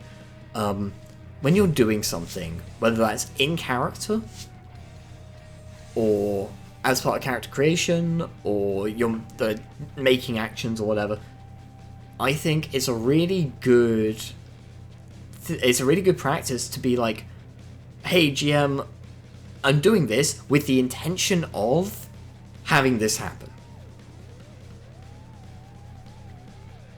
Rather than doing something and hoping the GM can just, like, read your mind and intuit the exact outcome you wanted. Say, for example, you are... let's say for example, you're trying to, like, sneak into a party. Right?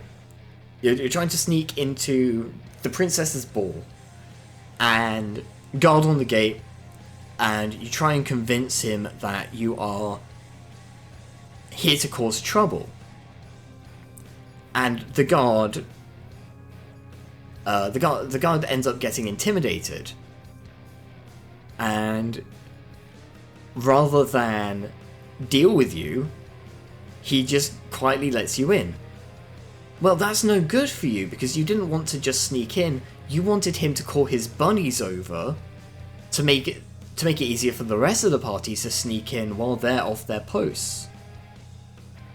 Well, the GM had no way of knowing that, right?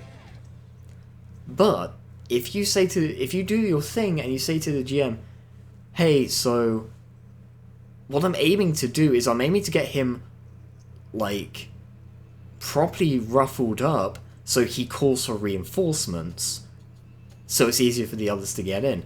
Well, now the GM knows that when you roll that 19 intimidation, the guard, you don't want the guard to back down, you want the guard to call for backup.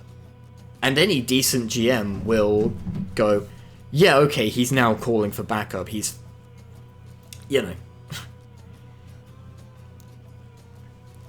He isn't feeling confident about just stepping aside and letting this go, right?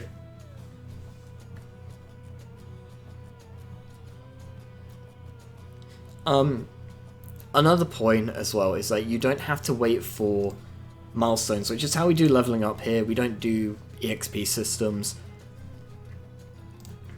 You don't have to wait for a milestone to rework an ability. You shouldn't be reworking abilities just for the sake of it, just because it's not quite good enough. Like, don't do that. Again, you need to run it by your GM before you start changing things. But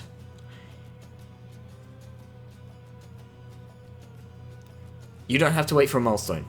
You don't have to wait until practically a level up to be able to change things. If something isn't working properly, you can change it whenever you want, basically. Just as long as the GM is okay with it. Okay, magic.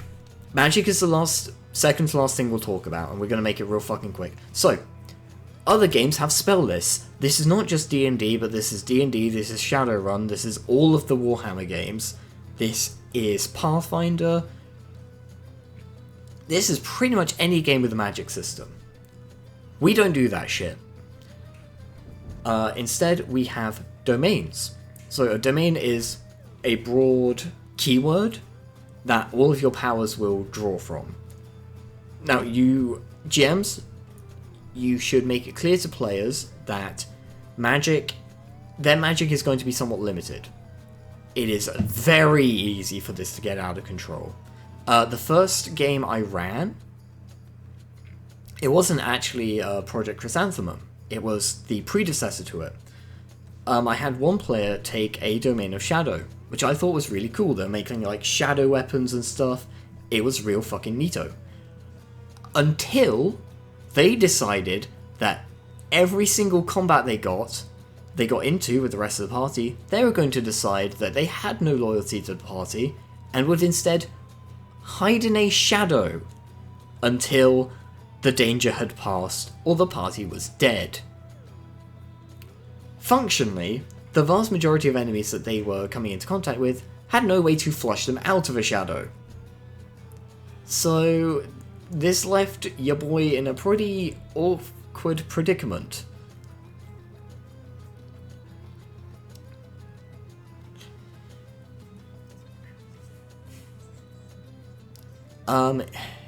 So you should be aware, GMs, that magic is something that could be somewhat abused, which is why it's good to set out from the outset that actually magic does have limits.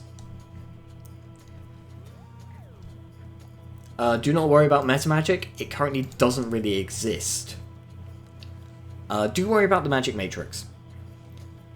So rather than having a spell list, you've got a broad category of a domain, which indicates what kind of spells you can cast. And these don't have to be your traditional... They can be your traditional ones.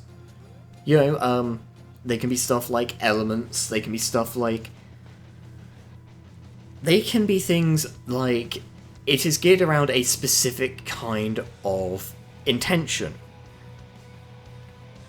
I have one character whose domain is protection, and all the spells that he can, all the stuff that he can do is based around being able to protect people or certain people in a really broad sense.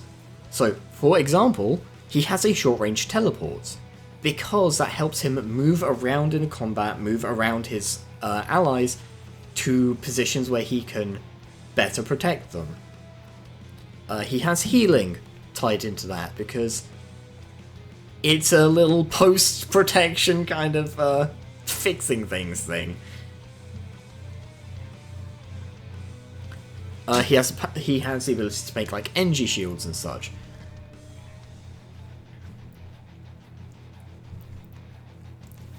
You can have stuff like fusion, which lets you stick things together. You can have gravitic, which is like gravity magic. Again, the world is your oyster. Just be aware that there has to be... So, there does have to be something of a specific direction with it. You can't pick a broad term like eternity or potential, probability. Like, no. Well, you can, but I will just say again, GMs in the audience, if your players rock up with a character who has the magic of probability manipulation, tell them to fuck off with that. Because that kind of power is a very quick way to break things.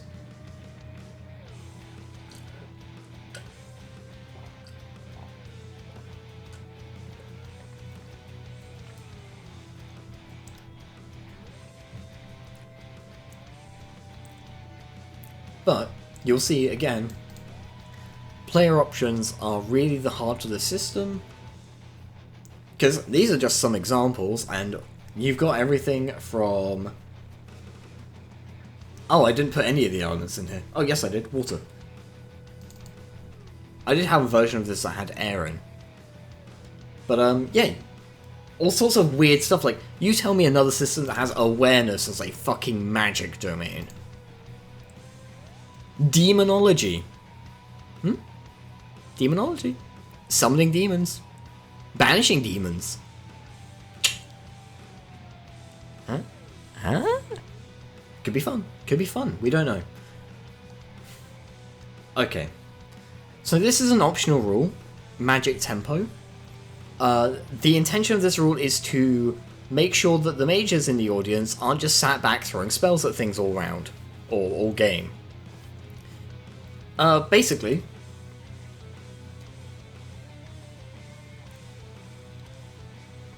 your mages will have to balance casting spells with doing other things. If you're using turns,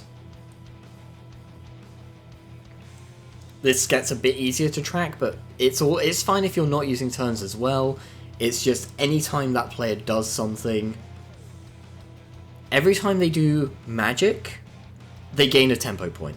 Every time they do something that is not magic, they lose a tempo point. If a mage gets 3 tempo points, you know, at the same time, right? Not just over the course of a whole fight. Look, basically, if someone uses magic 3 times in a row without taking a break, they are locked out of magic until they have rested.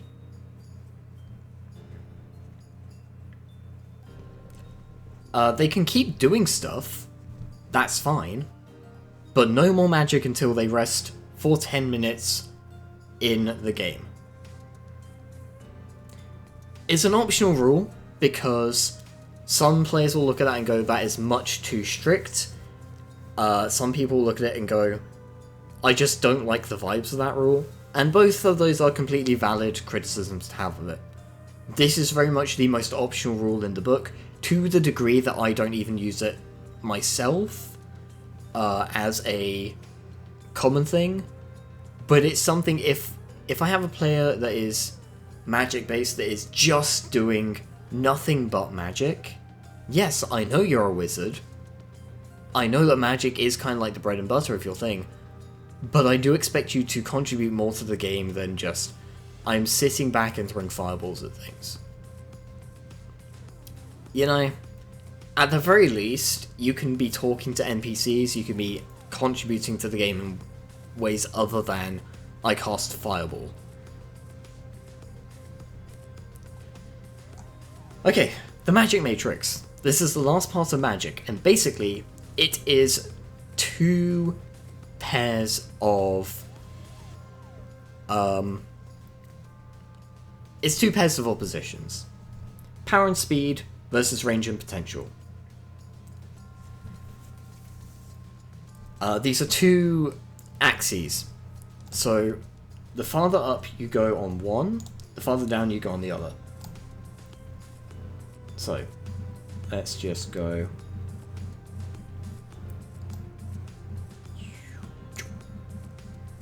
at this end you've got power, this end you've got speed.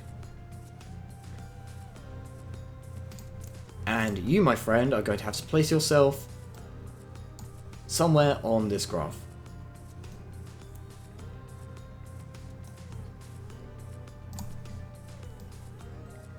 Now you might be here, you might be down here, you might be up here. But notice, the further you go along one of these things, the less you are on the other one. Right? The further away you are on the other one. If you're over like this means that your spells are going to be super fucking powerful, and power is a vague term. It's just how effective your spells are, right? So, let's say you can see the future. This means, for you to see the future, well, it could manifest in a few ways. It's down to interpretation. It's between you and the GM, and again, the most important point is that you are making your intentions very clear. Like, how you intend these abilities to be used and come across. What you intend for them to be able to do, you've got to communicate that with your GM. So, let's say you had a domain of foresight. This means that your visions are going to be really fucking strong. You're going to get very strong impressions about what's going to happen. But the speed's real low. So that could mean that you only get like brief flashes of information, like almost like a screenshot, just a picture of what's going to happen. Or it could be something like, they come very infrequently. Whereas if you're up here, it's going to be the opposite. Like, you might get loads of visions, but they're all really hazy, they're all really unclear, you don't know what they mean. If you're somewhere in the middle, you're somewhere in the middle. It's nothing special in either of these cases. Okay, well, what about the other one? Oh boy, the other axis is fucking something. So we've got...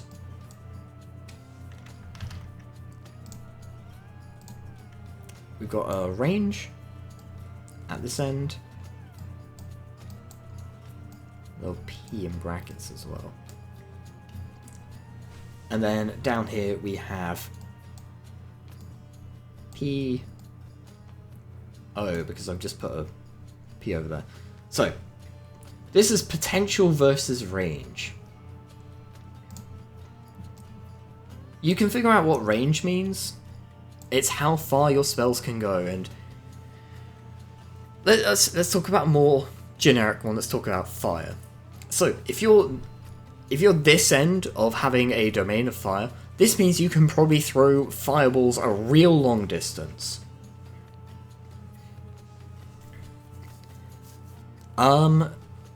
The little P in brackets here is also, this is range and precision.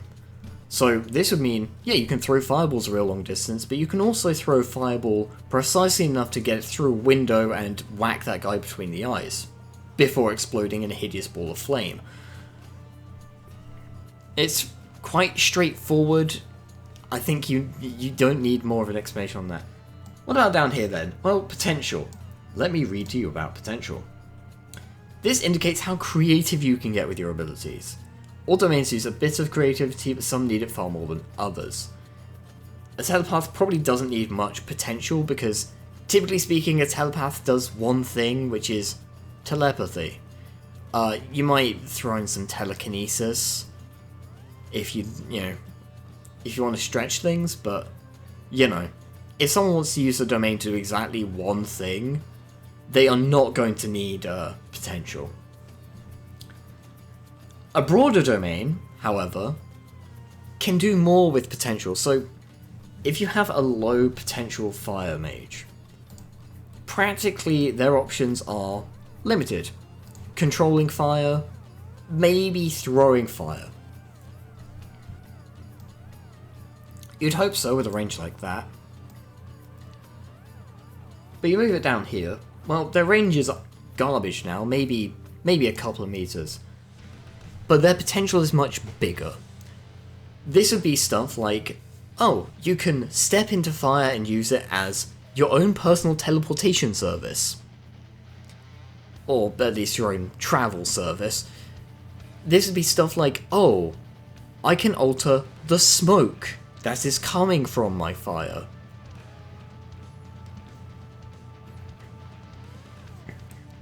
You can make like shields of flames, you can hide within fire. Maybe, if your GM's really nice, you can turn into fire yourself. Johnny Storm style. Again, I would recommend GMs to place somewhat of a cap on magic. You know, you don't want your players to feel, your non-magic players to feel just completely outclassed. This should be a supportive thing, this shouldn't be the whole character.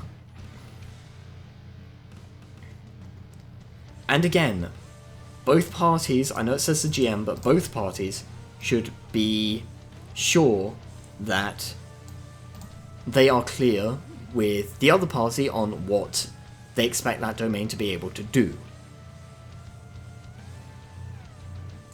Trying to surprise the GM, players, guess what? It doesn't work. Don't do it. Don't try to do it, because the GM will see what you're doing and go, hey, we didn't agree that you could do that. That's not something that, you know, maybe you get away with it once, and then they're going to be like, yeah, okay, so no, you're not doing that again.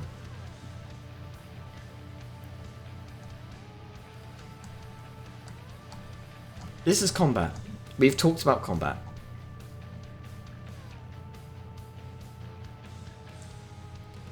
Typically, what a weapon will do in combat, by default, a character can attack one target at a time in melee range. Weapons change this. They can give you a longer range, they can increase the number of guys you can target, they can increase the number of attacks you make at once, which might just be in multiple combat rolls or multiple dice rolled.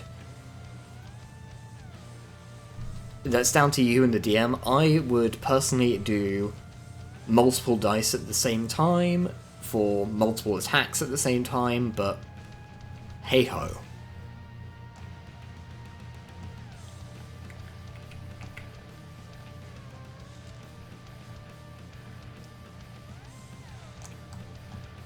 Behold, the character creation stuff. We won't go over that today. That's for another stream.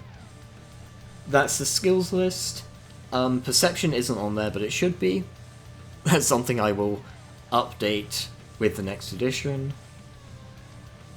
I don't see me making a whole load of additions on this, but there is another one in the works because, again, there's stuff that I missed out that should have been in this one. Hey.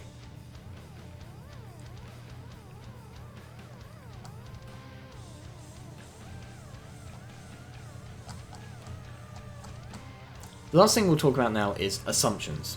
So, assumptions are, very basically, a system for not having to keep track of lots of little things. They are... well, they're real simple. You make assumptions based on the character's background, their personality, and the things that have happened around them, to figure out, for example, okay, is this character suffering from fatigue or hunger, or do they have enough money to buy this item? Well, if you're playing with a character who has a rich background and the connections to make use of that, then yeah, probably. Alternatively, this is stuff that you can have as a special ability, but by and large, if your character comes from a background that, for example, they come from a rich background where they just have lots of money anyway, yeah, they can probably afford to buy most things without really struggling. But if you have that same character has been buying lots of stuff without really taking the time to make money to make up for the money they have been spending, they might find themselves later on locked out of their account by their parents, who've decided that actually Little Princess Sunshine over here has been spending too much frivolous money and we need to cut them off. Here's a fun little anecdote to close out with. When I was in uni, I knew a guy who was disgustingly rich. Disgustingly, not eat the rich, but definitely had too much money. Who spent £1,000, that's about $1,300 for our American friends, on Warhammer. In his first year of uni, all at once, and his parents cut him off. They went, "No, you are wasting your money. We are not going to let you keep doing that." So, not out of the realm of possibility for your role-playing characters. Regardless of how fair or not that might be from the parents or your perspective. At the same time, if you've got a character who's from like a if you've got a character who's from a more humble background, they might find it easier to talk to common NPCs or just see themselves in a more favourable light based on, funnily enough, assumptions that those people might make about them. And or the rich person in the party who probably comes from a more noble background. The point is, assumptions are a way to not have to worry about keeping track of specific numbers of items and be like, oh, okay, you've got this much ammunition left, you've got exactly this many days' rations. We don't do that. It's not meant to be a tool that the DM uses to be like, hey, so by the way, you guys are now fucked because you're in the middle of the desert and you suddenly have no food. If you find yourself veering towards that, DMs, show some restraint and, give your party the signs that they are starting to run low on resources before. If it concerns the party's lives and or the end of the adventure, don't suddenly whip the rug out from under them.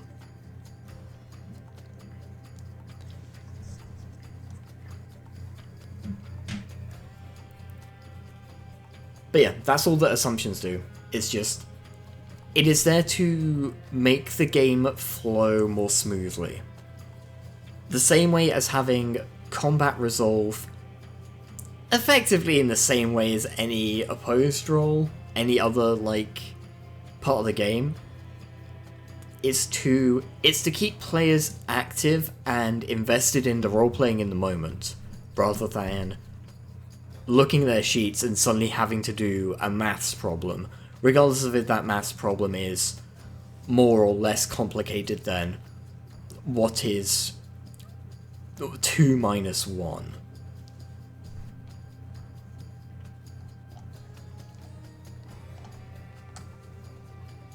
And that's it. That is pretty much the whole system. So, next stream, we will be back on Monday, and next stream we will go through. We did that. We did that. We did that. We did that. We did everything except this. This is what we'll do next stream. We'll make a character on stream. I imagine it'll actually be quite a short stream. If that's all we're doing. We might make a couple. Or I could make stuff on stream for the game. Yeah, that's a good idea. Yeah. Isn't that neat? that's what we'll do next stream. That's going to be on Monday, but for now... Yeah, I got this up to do it in, and we just didn't do it. For now... Chat room, let's find someone to raid. Yeah, probably rip in peace the VOD, because we've been playing Hades music all the way through.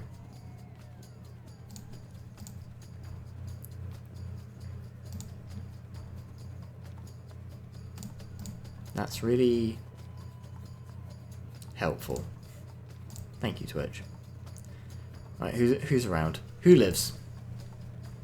Who lives? Who dies? Who lives again?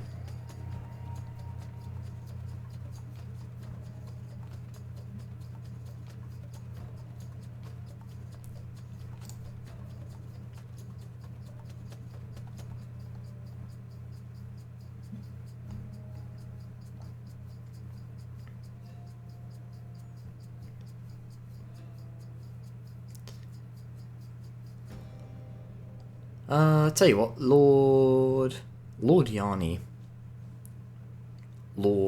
is streaming Megabonk. I don't know what Megabonk is, but it sounds fun. So we'll go say hi. Thank you all so much for being here. This has been... Thank you for just enduring my rant. Yeah, we'll be back on Monday, where we'll do character creation. Until then, I've been Callan. Thank you all so much for watching. Keep an eye on the YouTube, because stuff's always going up on the YouTube. And I'll see you in the next one. Okay, bye.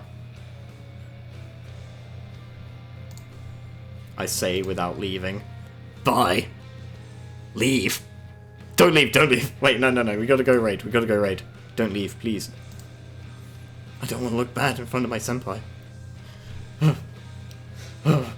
You can't see, but I'm dabbing my forehead. Alright. Monday. Goodbye, everybody. Bye-bye.